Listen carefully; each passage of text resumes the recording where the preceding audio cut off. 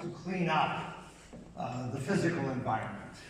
So 50, 60, 70 years ago, companies regularly dumped stuff into the air and into the water and into the ground. But we decided that that was not a good thing to do, and that we ought to, that we shouldn't pass our costs on to other organizations, and that it was unhealthy for the planet to pollute. And so we began around the world, really, an environmental movement, which has caused in almost all countries, and soon it will be in all countries, to worry about things like clean energy and recycling and all these things, and of course the prevention rather than the remediation of toxic pollution into the air, water, and the ground. Every May for the last 14 years, I've had the privilege of going to ESA in Barcelona, where I teach in a short course executive program actually on the topic of power. And one of my friends at ESA is Nuria Chinchilla, who runs their ESA Center for Work and Family.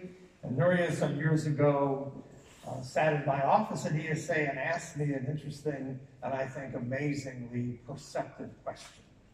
And her question was, why do we care more about polar bears than we do human beings?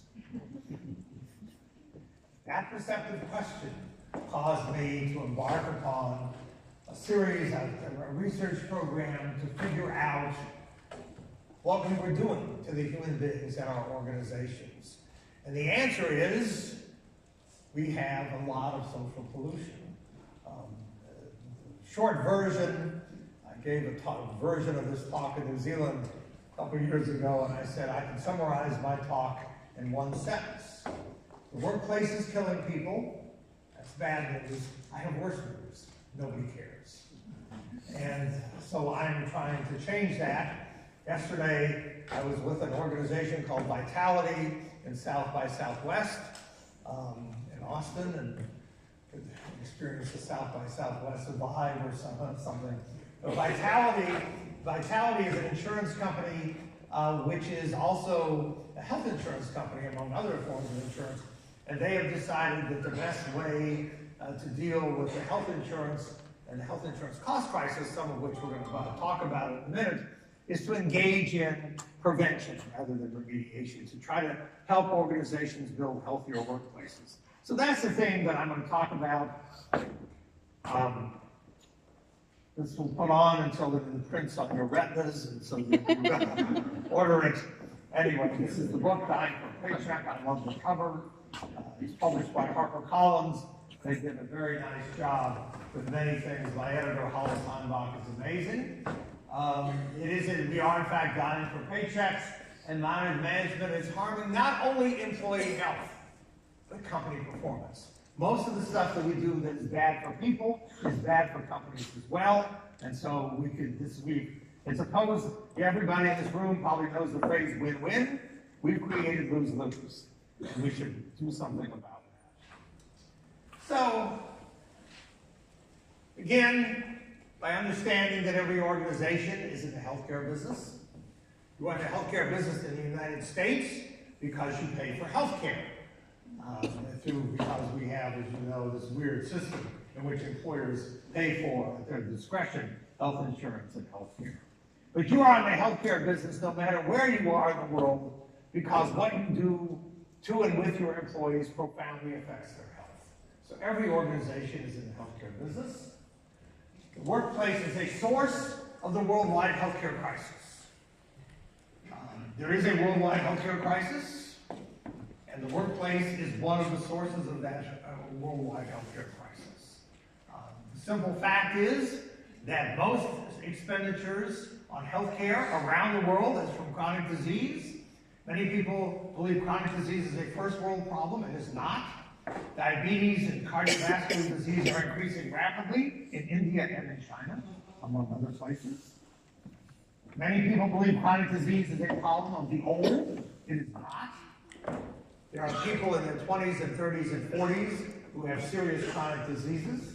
So chronic disease causes the healthcare cost crisis around the world. Chronic disease comes mostly from stress. and behaviors that stress induces, smoking, drinking, alcohol use, etc. Stress comes from work. Management practices, many of which are quite common, exact an enormous toll on people, companies, and societies. Organizational leaders can have a huge difference by building healthy workplaces. You do not need to take pictures of these. I think Marina has the slides. I'm happy to share them with you. Plus which, everybody in the room would go out and buy the book and you don't need it. At that point, you don't need them at all. Anyway, okay. So Robert Chapman, the CEO of Barry Waymiller, a manufacturing conglomerate, is named by Inc. magazine as the #3 CEO in the world, and a good friend of mine has two quotes, which I include in the book. Number one, according to the Mayo Clinic, the person you report to at work is more important for your health than your supervisor, than your family doctor. And that, of course, has to be true. You spend much more time with the person you work with than your family doctor. Number two, I was in front of 1,000 CEOs the other day in San Antonio, Texas, and I said, you are the cause of the healthcare crisis. 74% of illnesses are chronic. The biggest cause of chronic illness is stress. The biggest cause of stress is according to the Centers for Disease Control in the United States, workplace stress is the leading workplace health problem, ranking above physical inactivity and obesity. Chronic diseases cause 2/3 of Canada's healthcare costs. The Centers for Disease Control will tell you that 86% of the $2.7 trillion that the U.S. spends on healthcare is for chronic disease. Harvard University did a study. A group of people at Harvard University did some projections of the cost of all of this. In a 20-year period, they're estimated to be $16 trillion for China, $5.7 trillion for Japan, and $2.5 trillion for South Korea. The chronic disease burden is enormous. In 2005, Starbucks paid more for employee health care than they did for coffee. GM, Ford, and Chrysler spend more on employee health care than they do on the steel that they use to make cars. This is an enormous cost burden. In 2007, only 23% of U.S. workers had no chronic disease. You need to let that statistic sink in. In 2007, and the situation is probably the worst today, fewer than 1 out of 4 U.S. workers, not old U.S. workers, not dead U.S. workers, fewer than 1 out of 4 of all U.S. workers had no chronic disease, and almost 40% had 3 or more. And of course, the costs go up linearly with the number of chronic diseases that you have. Lost economic output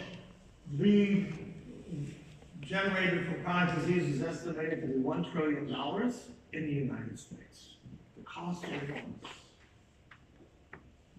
The World Health Organization